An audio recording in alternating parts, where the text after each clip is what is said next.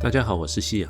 韭黄炒蛋是最普通的家常菜，我平时在家懒得做菜时，就做个韭黄炒蛋打发自己，既简单又美味。不过我的韭黄炒蛋做法和别人的有点不一样，这种其实是蒜黄，但我们习惯上还是称为韭黄。挑选时要选茎部比较肥壮的，这样的韭黄比较新鲜，比较嫩。还要用到3个鸡蛋。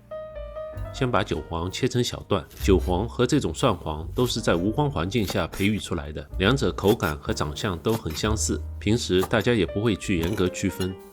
把鸡蛋打入空碗中，鸡蛋多少没有标准，吃的人多就多打几个。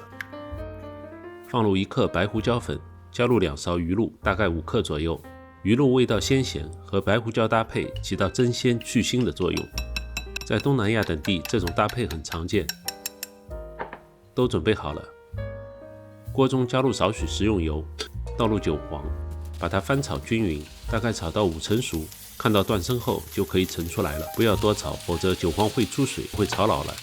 盛出后直接放入蛋液中，锅中再次加入食用油，倒入韭黄和蛋液，将蛋液从边缘向中间推动，用小火让它慢慢凝固。鸡蛋液的凝固温度很低，大概在70到80度。炒这个菜，鸡蛋是不需要翻面的。当你看到上层还有少许蛋液未凝固时，就可以出锅了。让余温把蛋液凝固，这样炒出来的鸡蛋非常嫩滑，韭黄也不会因为过高的温度而脱水。